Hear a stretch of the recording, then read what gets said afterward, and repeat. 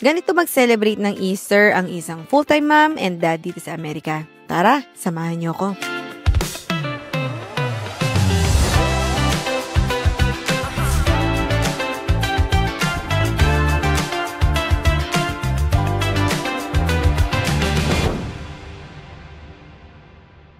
Mamimili muna ang nanay ng Easter eggs dahil after Easter nagsisale po sila. And dahil busy ang mga magulang ng anak ko, after work palang mamimili ang nanay ng mga chocolates, eggs, and prizes para sa egg hunting ng aking bebe. At hindi ko naman napigilan na pumunta dito sa book section. Ito na yung mga napamili natin, may mga gulay din at prutas tayong nakuha. Kain muna tayo ng donut. Mini donuts from Winkle. So, ito na rin tayo mag-intro dahil Easter Sunday kahapon. Ngayon tayo magse-celebrate kasi meron tayong pasok kahapon. And ngayon ako bumili ng kinemerut na egg. Yan, try natin siya. It looks so good. Ano gusto nyo i-try natin? Parang napupuso akong i-try. Parang i-touch. Ay, hindi i-touch na lang. Nagugas na ako ng kamay.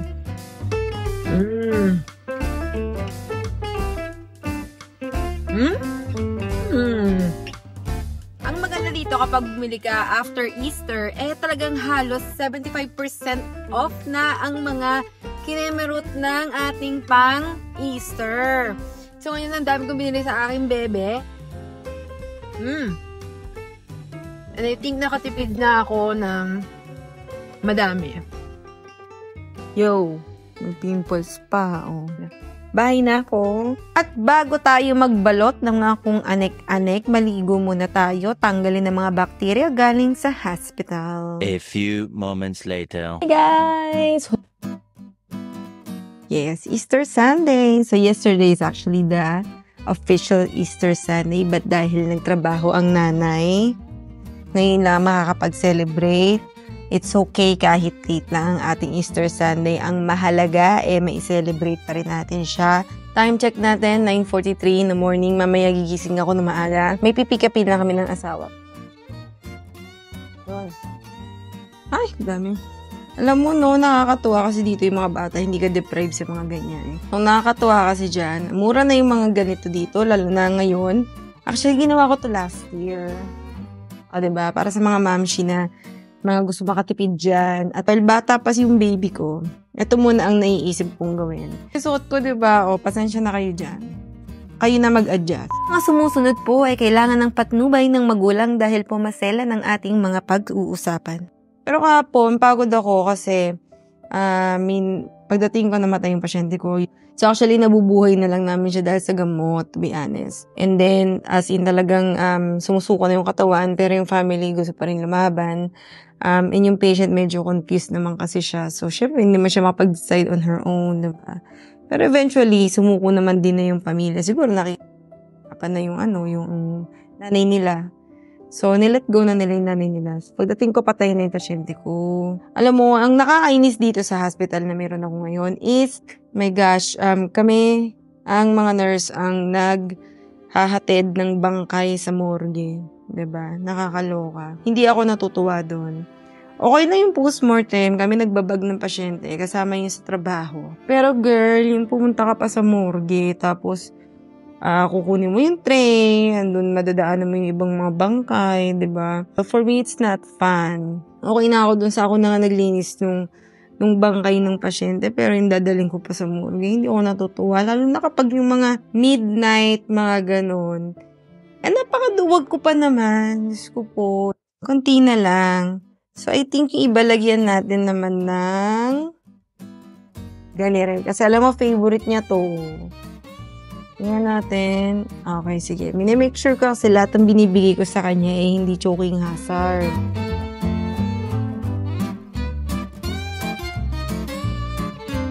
Grabe naman itsura natin ngayon, oh. Nakakabili ako ng book. It's only Monica Sparks. Alam mo magkano lang yan. Oh. $3.98. O, diba? Dagdag na naman siya sa ating collection. So, ito ang mapapanalunan ng aking anak kapag nakita niya ang lahat ng egg na ay tinago ng kanyang ina. O, tingnan nyo naman, nag-iisa, pero bonggang-bongga naman ang prices natin dyan. Kasi kung makikita nyo itong mga to, mga $27 yan, ang original price. Tapos, nag-sale na lang siya, $10 ko na nung nakuha. At yung mga maliliit na chocolate, mga $1.88 lang yan. Yung iba naman, cents lang. So, tinago ko siya dito sa kwarto na wala naman natutulog dito, guest room to. Pero, ito ang magiging future room ng aking magulang kapag nakarating na sila dito. Tulog na ako mga bakla, ha? Mamaya na lang ulit tayo magbablog. Tutulog lang ako ng mga 7 oras. Okay na sa akin yun. Haba na nga yun Pero hindi tutulog ito. Diyos ko po, sira pa pala tayong damit ko. Oh, Diyos na Habang nagpapatiyo tayo ng hair, ito na lang din yung time ko para makapag-scroll sa social media. And minsan, nagbabasa na lang din ako ng e-books.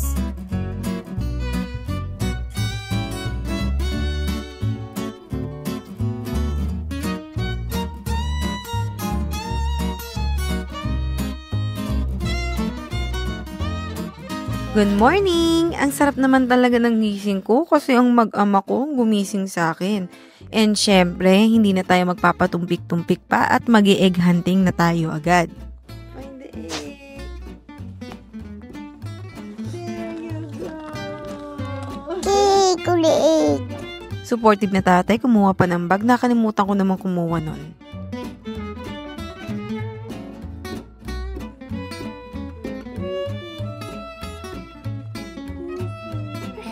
Talagang siningit ko ang mga eggs sa mga hindi niya expected na lugar pero madaling makita.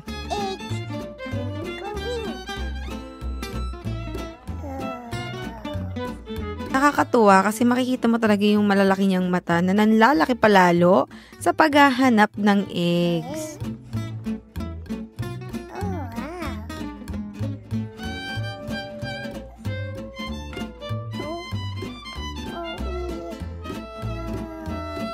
Siyempre, hindi pa dyan nagtatapos. Bumaba kami para meron pang extra excitement at doon ko din tinago yung ibang eggs. O, diba? Meron pa sa mga instruments. Hindi niya yan nakita pero kaninang umaga, nandito daw sila nagstay sa baba.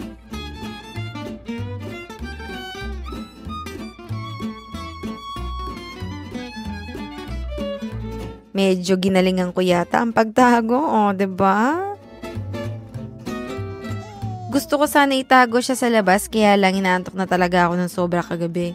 Kagabi ko. Pero ayun, hindi ko na rin siya ginawa kasi tinatamad na ako lumabas siya kasi sobrang bagsak na ako.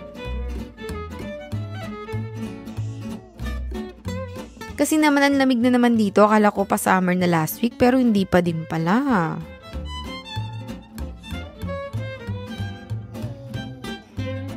At ang finale na eggs, tinago ko sa kitchen niya. At nakakatawa kasi nahanap niya pa din yung itlog kahit na sobrang kalat ng kitchen area niya. Makikita niyo naman, diba? Hindi na kumasya ang mga eggs. Naku, kaya nilagay ko na rito sa damit ko. At syempre, ang prices ng kanyang effort na medyo effort lang naman talaga, eto na.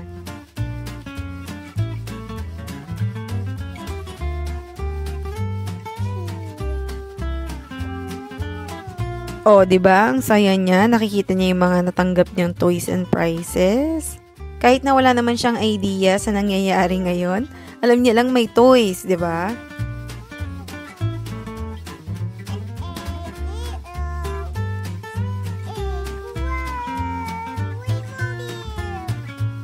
Pero siguro pag laki-laki niya, maiintindihan niya na 'yan. Pero wala siyang kaalam-alam na sale yan. O, diba? Pero it's the thought that counts.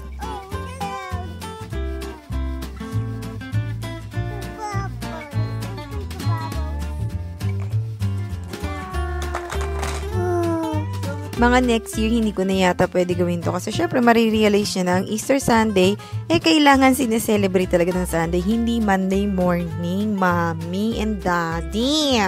Nung ginagawa ko to, nung ko lang din na-realize na ang sarap pala maging bata dito sa States, no? Kasi ang daming mga ganap na ganito. Pero, syempre, masaya pa rin naman maging bata sa Pilipinas kasi iba ang experience natin doon.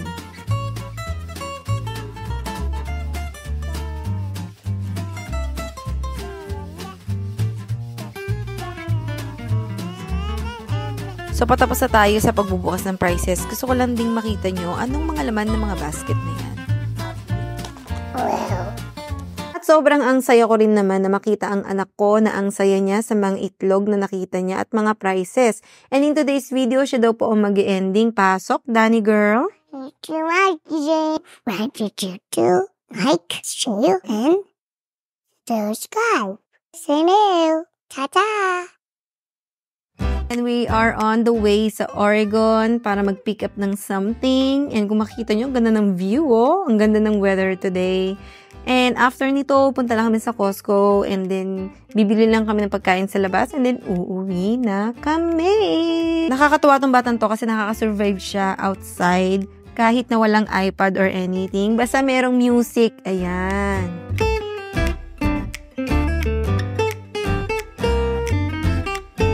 At kitang-kita mo pa ang Mount Hood doon, no? O, diba? Ang bongga. Tapos na kami mag-Costco. Yan ang batang makulit na sa likod. Walang iPad, walang kahit na anong cellphone. O, pero nabubuhay naman. Sa may pagkain. Tignan kasi baka ma-choke. So, nagpagas lang kami. Dinuwi na kami. Thank you so much sa panonood, guys. Next time ulit, okay? Samahan niyo ako sa ating vlogging. Have a good day. I'll see you in the next video. Please don't forget to like, share, and subscribe. Bye!